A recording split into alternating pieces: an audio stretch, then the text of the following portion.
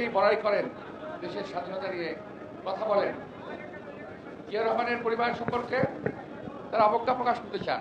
তাদের উদ্দেশ্যে বলতে চাই, এই পরিবারের ত্যাগ যদি জাতি ভুলে যায় তাহলে মনে হয় এটা বোধহয় ঠিক হবে না। আমি এখনো বিশ্বাস করতে চাই দেশনেত্রী বেগম খালেদাকে কি বলে একটা স্লো পয়জনিং, এই স্লো পয়জনিংয়ের মাধ্যমে একজন সুস্থ স্বাভাবিক মানুষকে হত্যার মৃত্যুর মুখের দিকে ঠেলে দেওয়া হলো। অর্থাৎ আমি মনে করি দেশনেত্রী বেগম খালেদাকে মৃত্যুর মুখে ঠেলে দেওয়ার অর্থ হলো এই দেশের স্বাধীনতা, সার্বভৌমত্ব এবং গণতন্ত্রকে মৃত্যুর মুখে ঠেলে দেওয়া। দেশনেত্রী বেগম খালেদা এই দেশে পার্লামেন্টারি গণতন্ত্রের প্রবর্তন করেছিলেন। শহীদ রাষ্ট্রপতি জিয়া রহমান এই দেশে বহুদলীয় গণতন্ত্র দিয়েছিলেন। এই কথা আজকে কেউ অস্বীকার করতে পারবে না। আজকে বহু মত, বহু পথ, বহু টেলিভিশন, বহু সংবাদপত্র আর ইদানিং কথা বলার সুযোগ পেয়ে বহু কথা বিএনপির বিরুদ্ধে, আমাদের দলের বিরুদ্ধে। আমাদের দু একজন নেতা তার নিজ দায়িত্বে দু একটি কথা বলে থাকতে পারে হয়তো কোথাও, আমি ঠিক দেখি নাই, আমি বাইরে ছিলাম। ইদানিং দেখলাম বহু লোক বহুভাবে কথা বলছে। কি বলছে? কেউ বলছে বিএনপি নাকি 111 আনার পায়তারা করছে।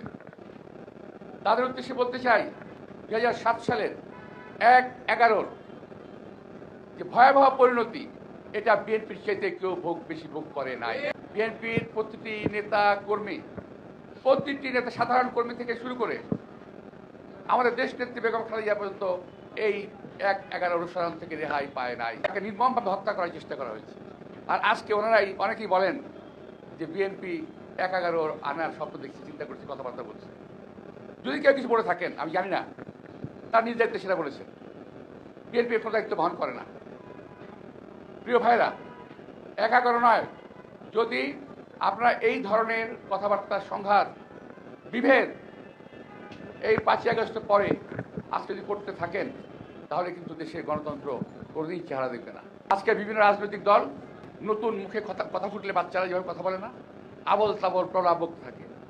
অনেক দল, অনেক ব্যক্তি যারা আজকে কথাবার্তা বলছেন, এমনভাবে কথাবার্তা বলছেন, আমি মাঝে মাঝে হঠাৎ সুযোগ হয় টেলিভিশনের সামনে দেখি ওনারা কথাবার্তা বলেন, মনে হয় যে বিএনপি যেন আওয়ামী লীগের দোসর, বিএনপিকে আওয়ামী শিবিরের দিকে ঠেলে দেওয়ার চেষ্টা করা হচ্ছে।